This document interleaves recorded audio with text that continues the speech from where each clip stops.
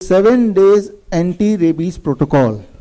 अगर आज के बाद किसी कुत्ते ने काटा, मान लो पागल कुत्ता ही ने काट लिया, तो अब इसके अभी आप लोग बाहर जाएंगे और बाहर भी मैं 2-4 कुत्ते को घूमते हुए देख ही रहा था अभी, उनमें से कोई अगर काट ले तो क्या करेंगे आप? अभी स्टेप बाय स्टेप सबूतों के साथ, जिससे आपका बचाव और अच्छी तरह से हो जाएगा। सबसे पहले जो सबसे इंपॉर्टेंट बात है, immediately washing the wound with the water.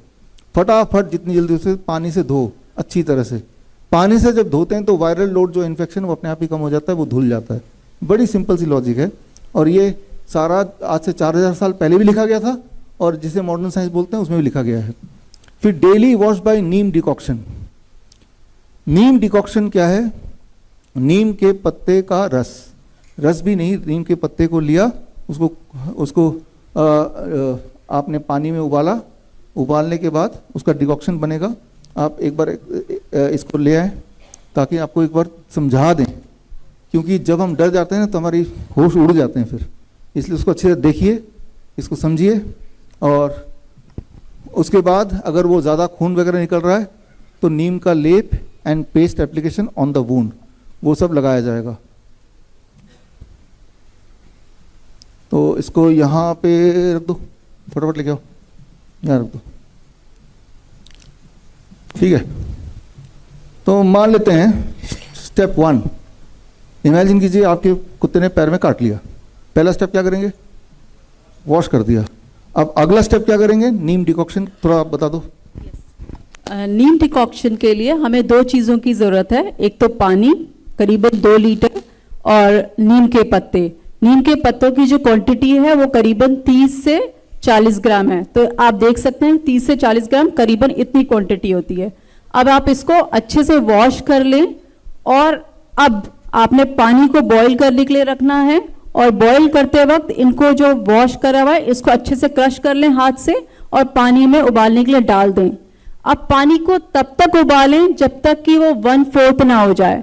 That means कि ये 2 लीटर जो पानी है जिसे आप देख सकते हैं उसको इतना उबालना है कि वो 1/4 हो जाए, यानी कि 500 ml।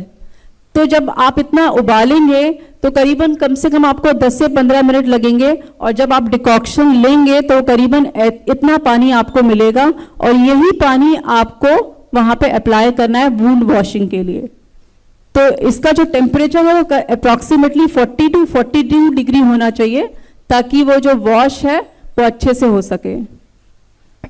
अभी आपने देखा कि ये वार्म वॉश, नीम डिकॉक्शन जब वो गर्म हो, वार्म हो, तब उसको उससे धोना है। दैट इज यहाँ पे स्टेप 1 की बात कर रहे हैं।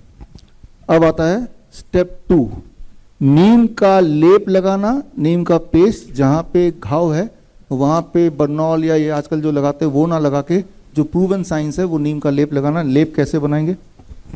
नीम लेप के लिए आपको करीबन 20 से 30 ग्राम नीम लीव्स की जरूरत है, जो कि इतनी क्वांटिटी होगी। इस प्लेट में आप देख सकते हैं। अब इसको अच्छे से वॉश करना है आपने और वॉश करके आपने इसको अब ग्राइंड करना है। आप खल में भी कर सकते हैं या फिर मिक्सी में भी कर सकते हैं।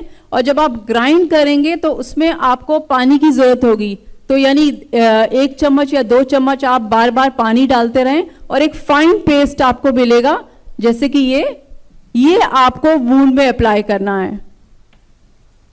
ये देखिए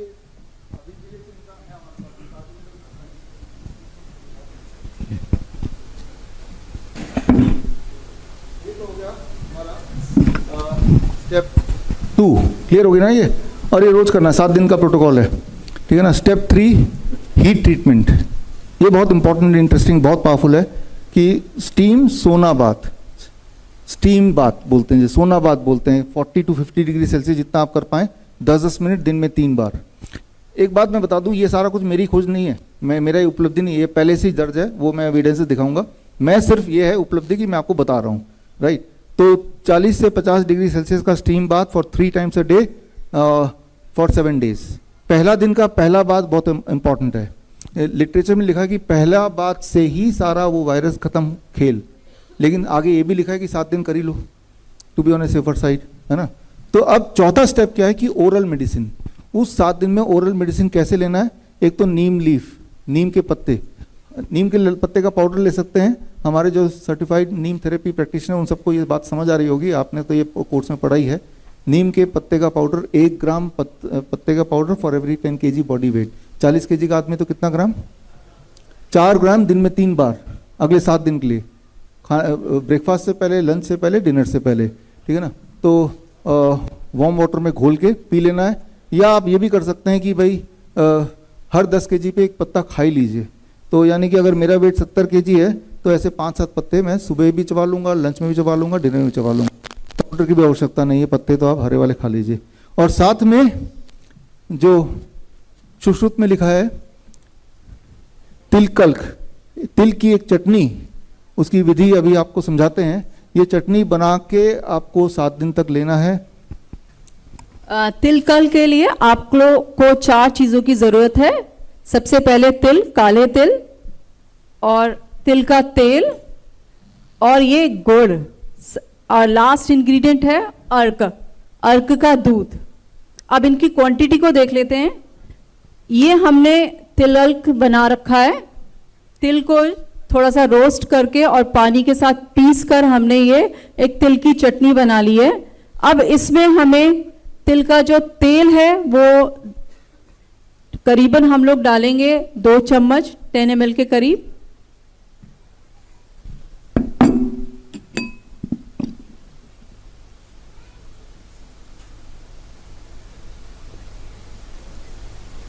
और गुड़ जो डालेंगे करीबन 4 ग्राम के करीब। और जो अर्क डालना है वो बहुत कॉशियसली डालना है, बिकॉज ये एक मेडिसिनल का काम करेगी अगर आप डोज सही डालेंगे, अदरवाइज फेटल भी हो सकता है। तो इसकी 1 या मैक्सिमम 2 बूंद से ज्यादा नहीं डालना।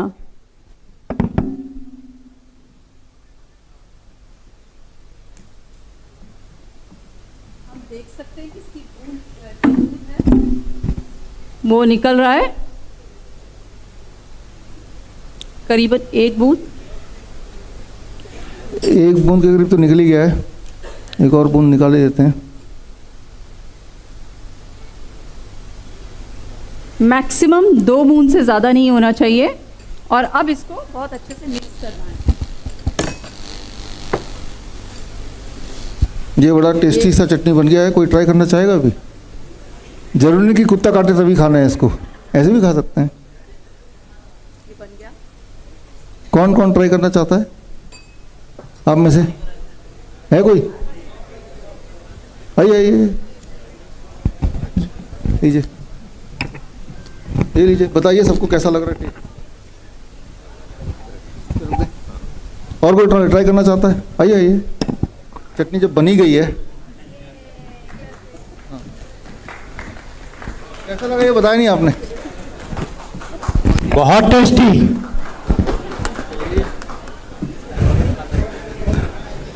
तो इसको ले जाओ। तो यहाँ पे आपने देखा स्टेप 4 में कि क्या आपको करना है, इसकी दवाई कैसे बनानी है, इसके रेफरेंस में आपको देने वाला हूँ। और स्टेप 5 वाटर फास्टिंग, मतलब 3 दिन के लिए खाना पीना बंद, सिर्फ पानी पी के रहना है। और उसके बाद 4 से 7 दिन के लिए फ्रूट्स एंड वेजिटेबल्स पे रहना है। जैसे DIP डाइट माइनस प्लेट 2 हम बोलते हैं, रॉ DIP डाइट जिसे बोलते हैं। CIM के स्टूडेंट्स सारे एविडेंसेस जानते हैं इसके। और ये है स्टेप 5, यानी कि ये 7 डेज का प्रोटोकॉल है। ये 7 डेज का प्रोटोकॉल अगर करेंगे तो ये इतिहास में देखा गया, वो एविडेंसेस भी हम शेयर करते हैं। वो एविडेंसेस, स्टेप 1 जो वॉशिंग है, राइट, धोना चाहिए इमीडिएटली। ये आप देखिए पहला पेपर जो है 1485 का है, और 1578 का पेपर है, 1834 का पेपर है, या और आखिरी पेपर 2020 का भी है। यानी कि एंशिएंट टाइम से लेके अभी तक कंसिस्टेंटली ये तो क्लियर है कि धोना इमीडिएटली चाहिए, राइट। तो पहला स्टेप तो ये आपके सामने है। और नीम के पानी से धोना चाहिए। उसका जो हमारे नीम थेरेपी के स्टूडेंट्स हैं उन सबको पता है कि आप मेरी किताब ग्रीन गोल्ड पढ़ेंगे तो उसमें हज़ारों आपको रेफरेंस मिल जाएंगे, तो आपको पता चल जाएगा जो आपने सीखा है। स्टेप 2 लोकल एप्लीकेशन, नीम का लेप बनाना है और लेप लगाना है जहाँ पे जख्म हुआ है। तो उसके रेफरेंसेस भी इस किताब के अंदर आप ढेर सारे देख सकते हैं। Step 3 heat treatment. Heat treatment यानी कि सोना बाथ 10 मिनट, दिन में कितनी बार? 3 बार। कितने दिन तक? 7 दिन तक, ठीक है ना। इसके रेफरेंसेस आपकी आंखों के सामने हैं। ये बात पहली बार 1866 में ये डिस्कवर की गई थी कि अगर कोई पेशेंट एडवांस स्टेज में भी है, जिसको पूरे सिम्टम आ भी गए हैं, तो भी ये हीट ट्रीटमेंट बड़ी तेजी से काम करता है। और इसमें आप ये टेक्स्ट मैंने एज इट इज वहां से उठाया है। A single vapour bath is sufficient to prevent hydrophobia by eliminating the virus. Nevertheless, for the sake of greater security, I caused 7 to be taken in as many days at a temperature of from 42 degree to 48 degree. ये हूबहू Indian medical gadget अक्टूबर 1866, Lancet में भी simultaneously उसी वक्त आया था। 1866 में ही Lancet में भी आया था। लैंसेट दुनिया का नंबर 1 जर्नल माना जाता है, और वो जर्नल के लंदन ऑब्जर्वर में भी सेम चीज़ आई हुई है। उसके आगे का हिस्सा आप देख रहे हैं। और इसे टर्किश बात बोलते हैं, कुछ लोग इसे वेपर बात बोलते हैं, कुछ लोग इसे स्टीम सोना बोलते हैं, राइट। तो इसके कई सारे नाम हैं सब सेम ही। ये ब्रिटिश मेडिकल जर्नल 1888 आप देख रहे हैं। और यही सारी चीज़ें हमारे सुश्रुत संहिता में लिखी है, चरक में लिखा है, हिपोक्रेटिक टेक्स्ट में है। तो ये सारे कंसिस्टेंटली सेम ही चीज़ बोल रहे हैं। किसी भी तरह का वायरस अटैक अगर हो, नॉट जस्ट रेबीज, अगर आप स्टीम बात कर लेते हैं अच्छी तरह से दिन में 3 बार, तो वायरस का इफेक्ट खत्म हो जाता है। That is what is the evidence, right. तो अब चौथा एविडेंस जो स्टेप है, ओरल मेडिकेशन, नीम लीव का सेवन और तिल का चटनी। तो ये जो एविडेंस है, उसके लिए ये सारे रिसर्च पेपर आप अपनी आंखों के सामने देख रहे हैं। और 5वां स्टेप कि water fasting for 3 days followed by that 4 से 7 दिन तक आपको vegetable and fruit and vegetable fasting, इसके भी एविडेंसेस आप यहाँ पे देख ही रहे हैं।